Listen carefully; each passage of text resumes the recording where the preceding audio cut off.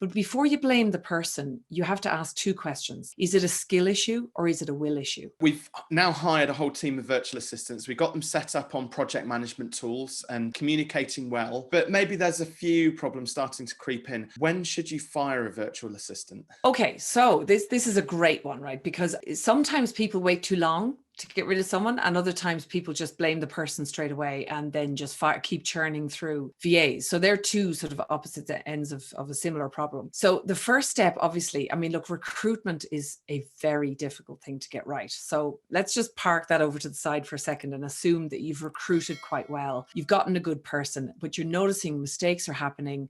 Stuff's taking longer than you thought. You know, you can't quite put your finger on it. You're wondering, are they doing a load of washing while they're supposed to be working? All these things like naturally creep into your head. But the first step before you go and fire anyone is to sit down and ask yourself, right, there's a kind of a process for this. And what I always say to people is, before you go and blame the person or shoot the person, right, let's go back to the chain a bit first and we start to look at the process. And what you want to go is, I wonder, are there holes in the process where me doing it or someone else doing it has a different thought process than this person, and maybe we need to put in a couple more steps or make something a bit clearer, or maybe there's a training gap there. Then you got to tweak all of that or find out where are the roadblocks there. If you've done all that and you're still sort of finding that there are holes, etc., you want to start looking at, actually went through this exercise with a client recently where we had to look at the tech they were using. And what we realized was that the VAs were trying to tap into a system that was in Australia. Now, the Philippines is quite far from the servers, and it was causing a massive lag that we only through testing we figured out, actually, time delay in how long it was taking them to do something. And that unearthed a major problem. But we had to go there next to see, like, is it internet? Is it tech? Is it, how do things perform in different locations? Finally, when you're going through all of that, then you have to start looking at the people. But before you blame the person, you have to ask two questions. Is it a skill issue or is it a will issue? Now, dealing with a skill issue first,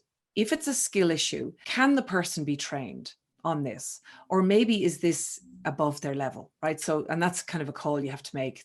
You might want to try and train them first. And if they're still struggling, I don't want to use the word firing because that sounds like somebody's done something wrong. Maybe it's time to, part company at that point. But only after you've ascertained that the skill issue is not, you can't get over it, right? If it's a will issue, that's attitude, right? Now, that can be somebody lying. And typically, if you've gone through this whole process and you still can't really quite put your finger on it, it's probably just a wrong fit, to be honest. There's some reason why you guys are not fitting together. And if your intuition is saying there's something wrong there, you probably should listen to that. Yeah. I've got a personal story, actually, a personal experience, which I had recently in making a transition from working with a VA into actually taking on somebody full time, which explains exactly that. I had a VA who was actually processing the podcast for me and producing it and getting the blogs live and all that side of it, and booked them for about sort of between 10 and 20 hours a month. But as we started to layer in more parts of the process into it, so obviously there's things that we want to do in order to promote the podcast, we just reached a natural impasse. And I realized it wasn't a skill issue at all. It wasn't even that she,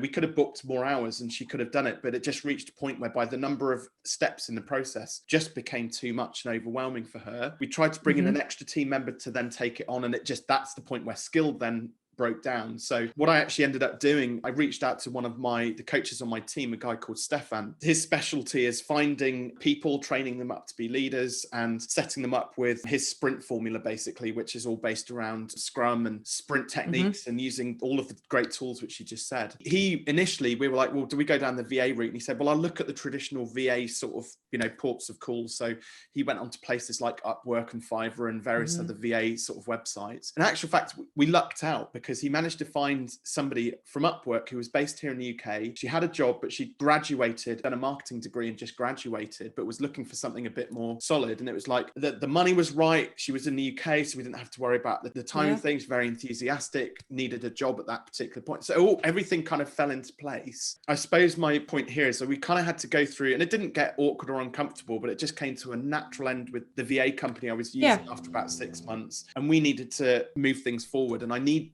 like now it's pretty much a full-time job for Jess to kind of manage the podcast. So I totally get it. It's such valuable advice, Barbara. Yeah, it's tricky. I think as well, the other thing people forget is that hiring people, managing people, delegation is a skill that is not talked about enough in the business community. And it's something that you have to master, just like you have to master marketing and sales and all these things. But there's less importance placed on operations, and delegation is part of operations, as is automations and systems and all that kind of thing. But if you don't invest the time, energy, and money actually in trying to master that as a skill, even if it's just you on your own in the business, you end up paying dearly for it, and you pay in frustration and you pay in irritation. And part of being great at delegation is accepting that when you start doing it first and you start in this game, there will be moments where the business will have to slow down for a second so that you can transition, or you can make a decision, or you pull someone out and put someone new in. And that's just all part of the game, right? It's not that you're failing. It's just that in order to do that, it's going to take time. So it's all about finding a better way, isn't it, at the end of the day? Absolutely, yeah.